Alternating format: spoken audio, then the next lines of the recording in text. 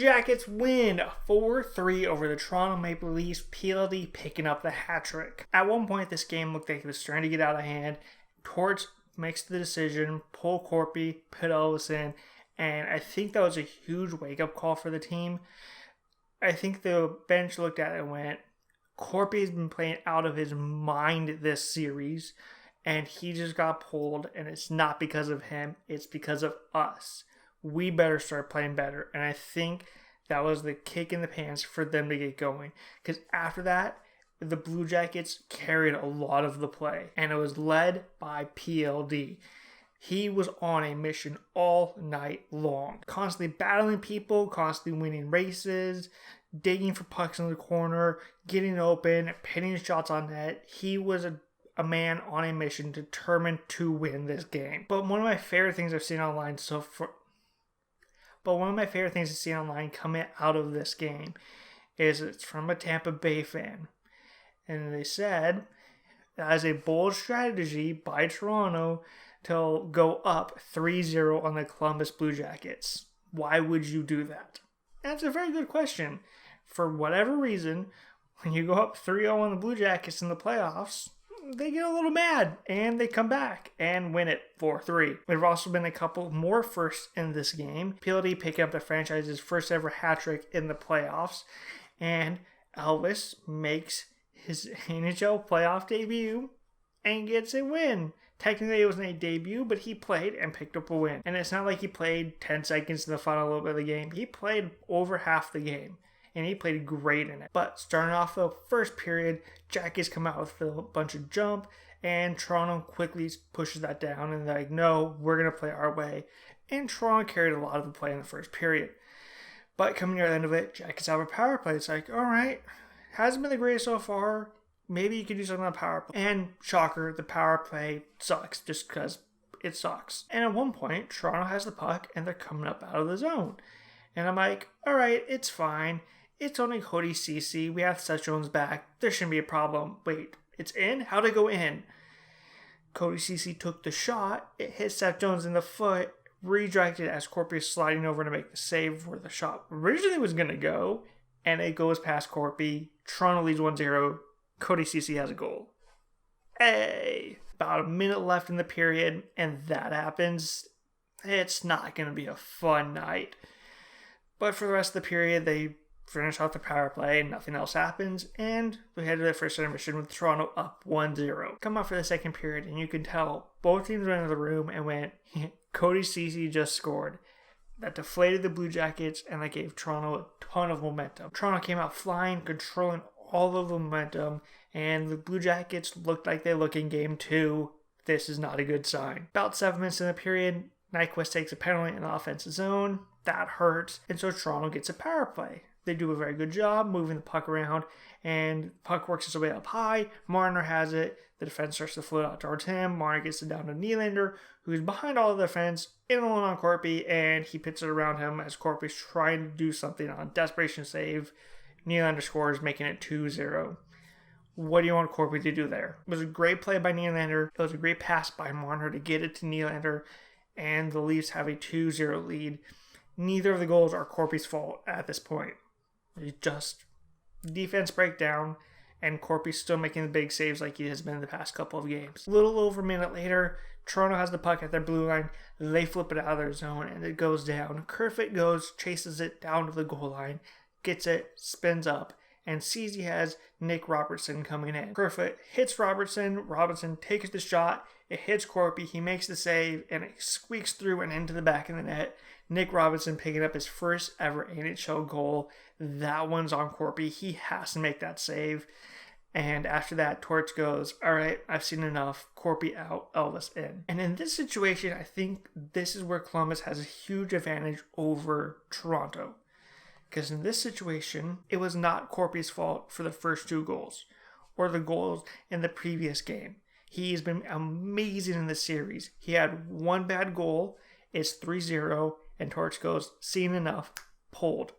Toronto does not have that faith in Jack Campbell, I think. Because both Corpy and Elvis are great goaltenders, and both of them deserve to start the series.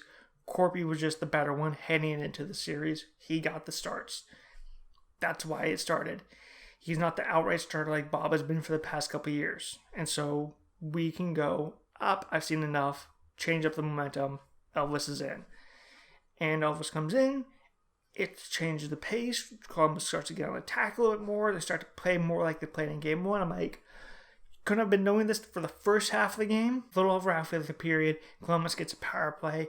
They do a good job for the most part, moving the puck around, generating some chances, but they just can't score. And as Toronto kills it off, Columbus has made a couple of plays. Rinsky, who had jumping up a little bit in the play, gets the puck, slides over to PLD. Nobody's covering him. PLD takes it, throws in the back of the net. Jackets score, making it 3-1. PLD picking up his first goal of the playoffs. And I think that was a huge weight off of everybody's shoulders. Because up until this point, much like Toronto had the past game, how are we going to solve this goalie? They did it, and I think it freed everybody up. They went, oh, we're supposed to be playing hockey. We got that from the goalie change. Now we scored a goal. Let's just continue to do this type of stuff, and we should be fine. And it started to pick up a little bit more. Columbus got more and more chances, and it just started to build. But for the rest of the second period, Anderson stands tall, Elvis stands tall as well, and we head to the third period with Toronto up 3-1. Come out for the third period, Columbus has some momentum, they're moving the puck really well, but they just can't really solve Freddie. About 7 minutes in the period, Jenner has the puck, he enters offensive zone, he drives towards the net, but he really can't get there, it goes to the corner. Kerfoot is there battling with him. He's being the responsible forward back. And he gets it. He throws it to where his winger should be and hoping his winger's actually there to pick it up and out of the zone they leave. But it's not. It's Seth Jones. He gets it. He takes a couple steps in, shoots at the net. It is in and out so fast. The ref caught it though. He's like, goal. And then Jackets are now within one. Jones picking up his first goal of the playoffs. That was a great play by Jones. He had a strong game and he did a lot of defending stuff. He's done that the past couple of games because he's mainly gone out there against Tavares and Marner and Matthews and Nylander. He's defending the big names, so he hasn't had a lot of opportunities to get some offense going, and that was a great play by him. He reads enough, steps up off the blue line, gets it, and then hits a nice shot on net, and the Jackets are now within one. A little over halfway through the period, Toronto's in the Jacket zone. There's a battle on the boards. PLD gets a hit, and he's kind of smacking along trying to get out of the zone, and Dermott steps up. PLD gets it by him, and he is gone up the ice. It is a 2-on-1 with him and Texier. Dermott's doing a good job trying to get back. He just does not have the speed to keep up with PLD. PLD enters the zone. Dermott lays out, trying to take away the pass as much as he can, trying to do anything because he knows he stepped up for the wrong reason. PLD has it though. He decides, I'm going to shoot it.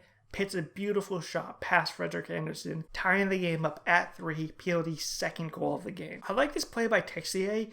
He doesn't do a whole lot, but he's open the entire time. He is ready for that pass the entire time, and the defender there and Frederik Andersen both have to take him as a real threat, allowing PLD to have a little bit more room, and he is able to pit the shot by Frederik Andersen, and the game is now tied. But for the rest of the period, there'll be a couple scrambles in the offensive zone for Toronto, and Elvis will make some big saves. Same at the other end, Frederik Andersen makes some big saves for them, but we head to overtime. First couple minutes of overtime, it is all Columbus. They had the first 5 shots of overtime. Andersen stands tall. Toronto starts to get going a little bit though, and they get some shots, and Elvis stands tall. Coming in then overtime, Toronto's spending a good amount of time in the Jacket zone, and you can tell Toronto's about ready to score. They're setting up really well. They're making nice passes. They're making great shots, and they're just this close to capitalizing. You can tell it's about ready to break. Tavares has the puck. He's getting ready to take a shot from the top of the circle, and Texier does a great job, steps up mid-shot on John Tavares and pokes it off of him, and him and PLD take off up the ice. PLD has a step on the defender, and he goes, give me the puck. And Texier goes, all right, here you go. Pits the pass through the defender, right onto PLD's tape, and PLD enters the zone, goes to his back end, lifts it over Frederik Andersen, completing the hat trick. Jackets win 4-3. You could tell, though, if anybody was going to score the goal in overtime for the Jackets, it was going to be PLD. He was determined. And Texier, I like him as his line mate. Great pass. It was a great read to step up on Tavares to just go boop and gone out of the zone they were. I think if Tavares gets that shot off, that game's ending. But Texier reads it correctly, and the Jackets get the win. The one change in this game for lineup-wise was Nudie was in for Coogan. I thought Nudie had an okay game. It's his first game of the series. He made some good plays, got some good offensive zone chances, but he's the sixth defenseman. There wasn't a whole lot he was doing. But other than that, yeah, all of the defense played great after Elvis went in. The forwards played great after Elvis went in.